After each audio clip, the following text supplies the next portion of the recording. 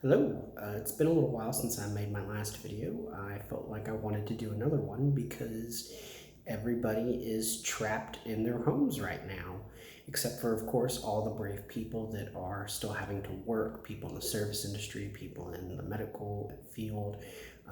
Much love to all of you. You're doing a great job with this terrible system that we have, and I want you to know that you're supported, and hopefully you're getting the support you need from those around you. Just a quick reminder before I get into this video, you should be washing your hands for at least 20 seconds. You should be sneezing into a tissue or paper towel. You should be staying at least 6 feet from other people if you do have to go in public, and don't go to crowded places.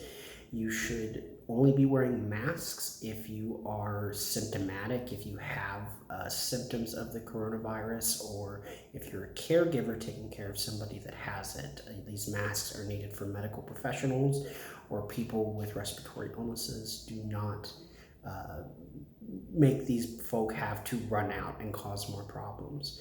That being said, I'm going to talk about the Siege of Terra. I actually have been putting off reading these books for a while because I know there's only going to be a limited number of them, but Black Library released a omnibus with the first 3 novels that are currently out. I picked it up, I read it, and I gotta be honest, I was a little disappointed by it.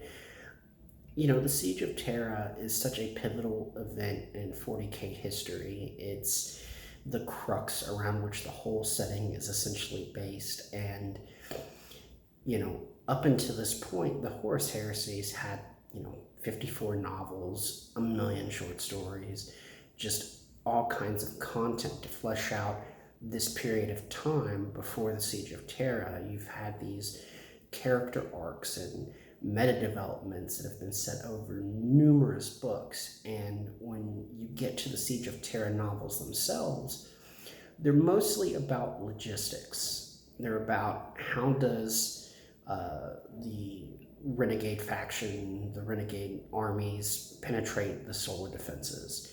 How does the siege open up? How do the demon primarchs, or indeed the Neverborn in general, manifest on Terra, because of the Emperor's aegis and psychic abilities?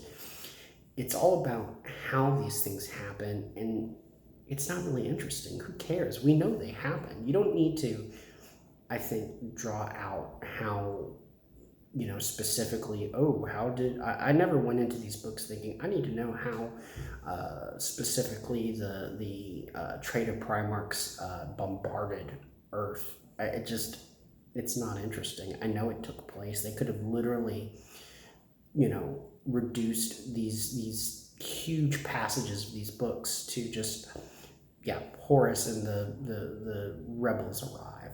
Horus bombs Earth, they do some evil psychic thing for chaos that makes it so the demon primarchs can land on Terra. It's not important, but so much of these books are concentrated on it, and it was really frustrating to get into because, coming off the last limited series that Black Library put out, The Beast Arises, so much happens in it. So much, not just from a meta narrative setting standpoint, but you've got good characters, you've got solid arcs, you've got stakes, you've just got a bunch of good writing going on, and I don't get a lot of that out of these first 3 books.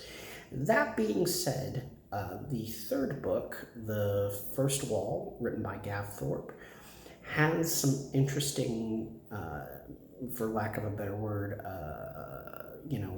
implications about the fundamental nature of the Imperium. Spoilers, if you don't want me to ruin these books for you, yeah, you want to stop here. But a big thing that comes up is that Malcador, the Sigillite, the region of Terra, is aware that the imperial cult that's been operating illegally on Terra can manifest powers, that their faith is causing things to happen that would not otherwise be explained. This has been something that's been speculated and heavily implied for a long time in Warhammer 40k, that essentially, you know, angelic manifestations like that show up on the battlefield, faith-based abilities like chaplains and things like that, draw from what essentially is the Emperor as some kind of anti-chaos god. I think they've implied a couple of times after a few retcons that the Legion of the Damned are essentially, Imperium demons, for lack of a better word, which that's going to be another video entirely. I don't want to talk about how stupid I think that is, but yeah, it's Malkador knows that the psychic potential of humanity can lead to this manifestation, for lack of a better word, and it implies that he had a fundamental disagreement with the Emperor about how to defeat chaos, utterly. As it's established up until this point, the Emperor wants to starve chaos. He wants to have everybody everywhere renounce, religion of all kind, belief of all kind, faith, and starve the chaos gods, for lack of a better word, for their, of their resource. Malkador is of the opinion that, you could weaponize the psychic potential that is rising in the human race and use it to combat chaos, either by, just having armies that are drawing upon the Emperor as essentially a psychic reinforcement, for lack of a better word, but they'll call it faith in the God Emperor or whatever, or even further, weaponizing the Astronomicon to basically you make it a blue space laser to blow up chaos gods. I don't know how much of that is accurate or not, to be honest, but the interesting part about all of this isn't so much like the details of how does all these manifestations of faith work in the setting. It's more that Malkador had such a fundamental disagreement with the Emperor, when heretofore it's been established that Malkador is his regent. Malkador speaks with the voice of the Emperor. Malkador essentially rules the Imperium, and he may have been undermining the Emperor the entire time the Great Crusade was happening. He sets up the administratum, administratum, whatever, and Latin words that aren't really Latin. He sets up the administratum, which is one of the sparking points for the heresy. A lot of those Space Marines didn't like the idea that they had to report to humans. They didn't like the idea that planets had to be taxed to support the growing Imperium. It's not a real reason for it, but it's something that Chaos exploited and took advantage of. He set up the Remembrancer Order, which is another thing the Astartes didn't like. They didn't like the idea of having humans around. He started the Officio Assassinorum. There are a lot of institutions that Malkador set up that, if you go back and you read the last wall, the first wall, I should say. Last wall is a Beast Arises book. The first wall, you go back and look at all the decisions Malkador's made in the course of Horus Heresy books, and you think, did he really think the Emperor was going to work? His plan was going to work? Set up the Imperial Webway, kill all the navigators, throw the Primarchs and the Space Marines in the Barbie?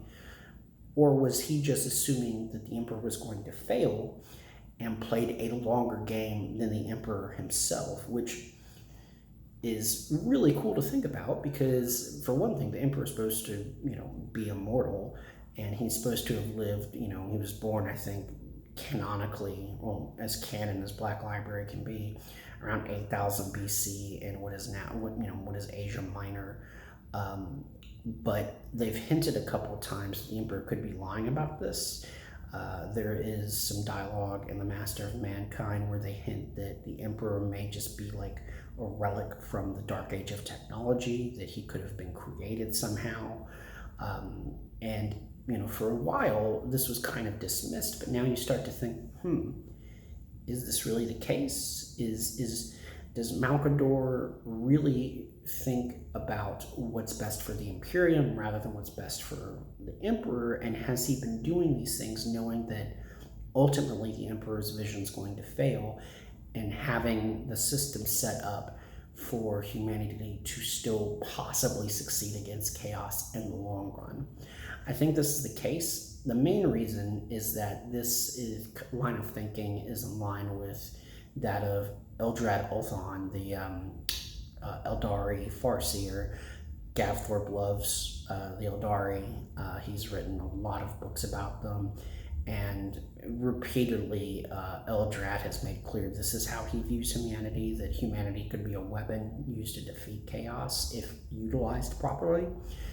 And I think that they might be on the same page, and it's not like a mind-blowing revelation of any kind, not like some of the other ones that have occurred over the course of the Horus Heresy, but it's just really interesting that, to me, in my opinion anyway, that the Emperor and Malcador may have been at cross purposes the entire time. It really kind of gives the Emperor a real character flaw, one that's not just explained by, oh, well, this is why I didn't foresee this, or blah, blah, blah. He fundamentally had a bad idea. Like, his way of doing things may not have been the best way, and that Malcador was looking at the long-term survival of humanity and basically did what he could to make sure that it survived the Emperor, because he knew that, maybe the Emperor wouldn't be forever. Maybe the Primarch project was just a fundamental failure from the start, because you would create, discord amongst beings that, could overwhelm mortal forces. It's something that I hope is explored in some of the later Siege of Terra books, because that content to me is far better than, how does the Lion Gate spaceport get taken initially by the traders? I don't really care. I don't know if anybody there probably are people that care. I know that the Space Marine Battle series are a particularly popular series of books. I myself have never really been into most of them. That's not to say there aren't good ones. Hell's Reach, of course. Wrath of Iron, Battle for the Fang. There are good, not World Engine, sorry, don't want to forget that one. There are good books in those series, but I don't want to read what seems like after-action reports by a military commander.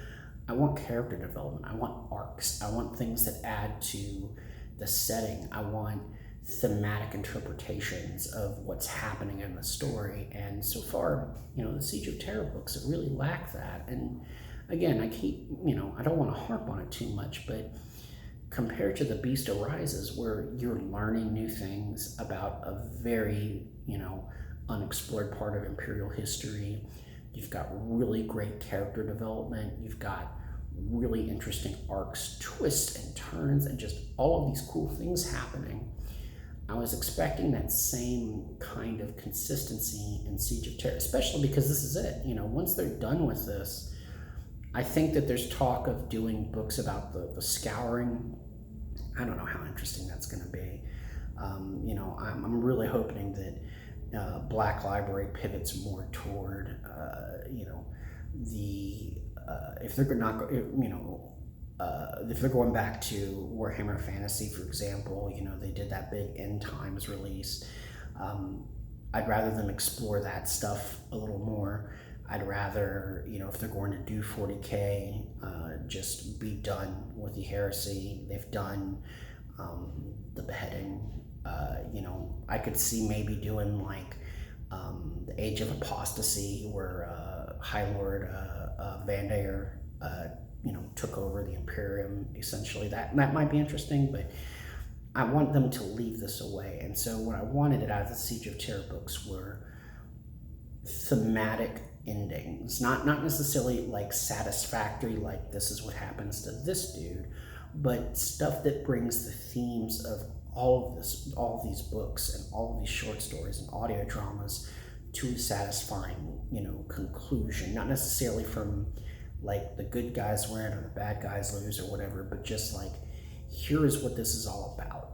Here is the fundamental thematic underpinning of this setting as we've laid out in these books. And so far I'm not getting it. And it's maybe that'll change. All the authors that are writing these are good authors. I don't want to disparage their work any. I'm not saying that it's like, oh, because this guy wrote it, it's not great or anything like that. Because I know a lot of these books are written with heavy editorial and supervisory direction. But I'm hoping that, Dan Abnett, I think, is writing the next one. I'm assuming the big guys like Dan Abnett, Graham McNeil, Aaron Dembski-Bowden, Chris Rain are going to be writing the latter books, and I'm hoping that will turn the series around a bit. I don't know. I don't know how I feel about these books going forward. I'm going to read them because they're interesting. I mean, I read 40K and 30K and Warhammer Fantasy novels obsessively, so I'm going to read them, but I'm hoping that there will be some more unique, content that just isn't how do these things happen. I can get that from, the source material that existed before the Horus Heresy novels even started. I know the fundamental basics of the Siege of Terra. The rebels arrive, they penetrate the solar defenses, they land on Terra, they take the Line Gate spaceport. There's some fights. Jagatai Khan retakes the Lions Gate spaceport. The Ultramarines and Space Wolves show up. Horus drops the shields. Malcador goes on the throne. Emperor challenges Horus. Blah blah blah blah blah blah blah. Everybody who's been invested in this setting for any amount of time knows these things. So I'm hoping to get stuff that isn't already known to people. So we'll see. Anyway, everybody out there, take care of yourselves. Please do your best to flatten the curve. If you need help, reach out for it. Just do whatever you can to make sure that you're taking care of yourself, the people around you are taking care of themselves. If you can help people, great. If you need help, ask for it. But yeah, that's about it. Continue to expect no increase in quality in these videos or in any of the content I'm providing. If you want to leave a like, great. If you want to leave a dislike, great. If you want to leave a comment, great. If you want to tell me this video is stupid, great. I don't really care. Anyway, have a great night.